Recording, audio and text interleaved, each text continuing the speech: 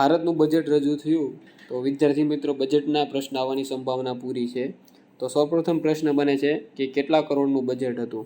તો 50,65,345 કરોડનું બજેટ હતું। આંકડો આપણા માટે ઇમ્પોર્ટન્ટ છે। પછી દીપમનું પૂરું નામ શું છે? Department of investment and public asset management છે।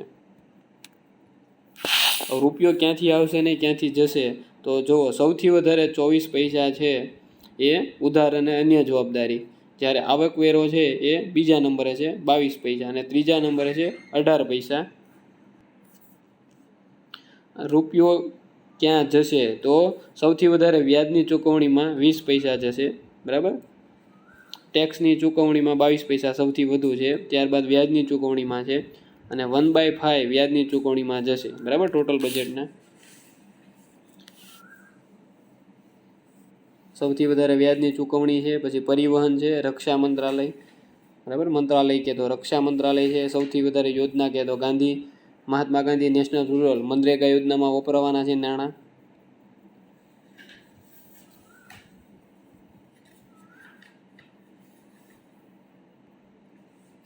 પછી પ્રધાનમંત્રી ધન ધાન્ય કૃષિ યોજના લોન્ચ કરવામાં આવી છે, જેમાં 100 જિલ્લાઓ આવરી લેવામાં આવ્યા છે।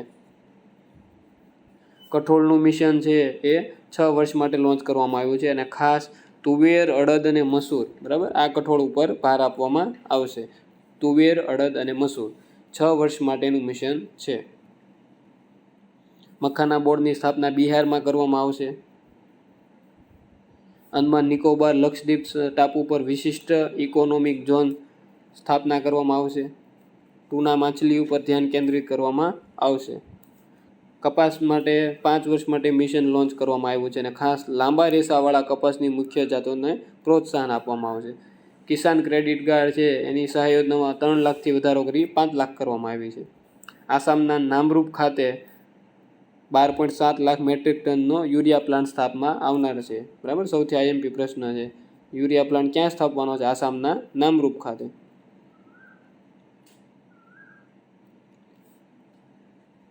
સ્ટાર્ટઅપ ભંડોળ છે 10,000 કરોડ ઊભું કરવામાં આવ્યું છે, જેને ફંડનું ફંડ એટલે ભંડોળનું ભંડોળ કહેવામાં આવ્યું છે।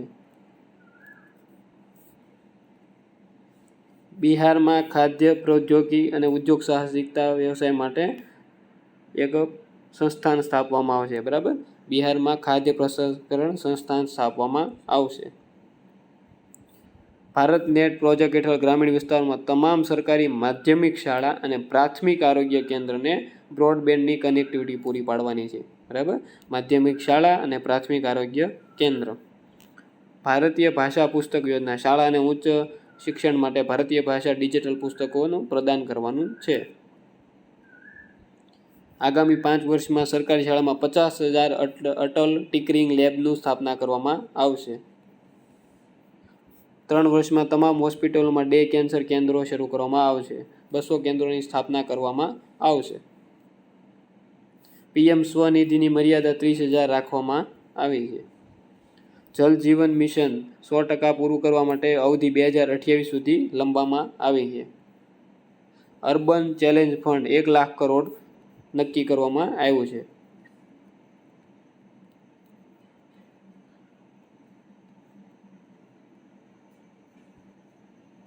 બિહારમાં ગ્રીનફિલ્ડ હવાઈ મથકની જાહેરાત કરવામાં આવી છે। બિહારના મિથિલાચલ ક્ષેત્રમાં પશ્ચિમ કોસી નહેર પ્રોજેક્ટ શરૂ કરવામાં આવશે। જ્ઞાન ભારતમ મિશન શેના માટે છે? કે ભારતીય હસ્તપ્રત વારસાના સર્વેક્ષણ, દસ્તાવેજીકરણ અને સંરક્ષણ માટે છે।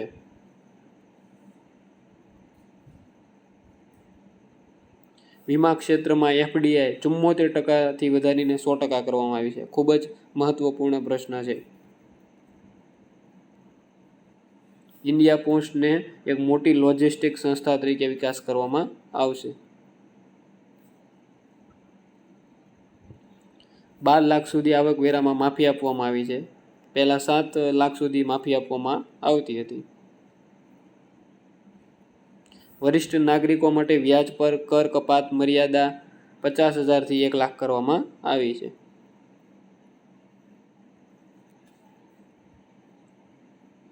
કોઈ પણ પ્રકારના અનુદાનની માંગણી રાષ્ટ્રપતિની પૂર્વ મંજૂરી વગર થઈ શકતી નથી। સંચિત નિધિમાંથી નાણાં ઉપાડવા માટે સંસદની મંજૂરી ખૂબ જ જરૂરી છે. ભારત સરકારના નાણાં મંત્રાલય હેઠળના આર્થિક બાબતોના વિભાગ દ્વારા બજેટ તૈયાર કરવામાં આવે છે.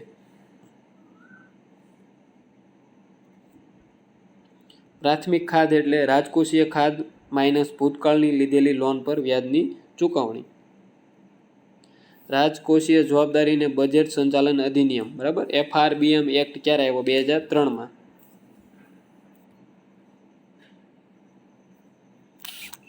ઇકોનોમિક સર્વેના ઘણા પ્રશ્ન મહત્વપૂર્ણ છે. તેમાં 13 પ્રકરણનો સમાવેશ કરવામાં આવ્યો છે. સૌપ્રથમ પ્રશ્ન બને છે કે ભારતના મુખ્ય આર્થિક સલાહકાર કોણ છે? Doctor V અનંથા નાગેશ્વરન. જીડીપી વૃદ્ધિ દર 6.3 થી 6.8 રહેવાનો અંદાજ છે.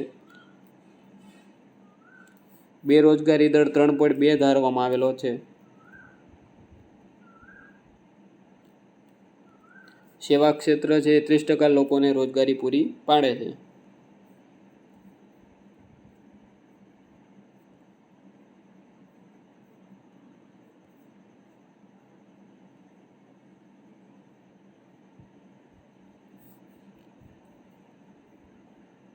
$2028 સુધીમાં 5 ટ્રિલિયન અમેરિકી ડોલર ઇકોનોમીનું લક્ષ્ય રાખવામાં આવેલું છે. હાલમાં ઇકોનોમીમાં ભારત ચોથા નંબરે છે. પહેલા નંબરે અમેરિકા, બીજા નંબરે ચીન, ત્રીજા નંબરે જર્મની, ચોથા નંબરે ભારત, પાંચમા નંબરે જાપાન.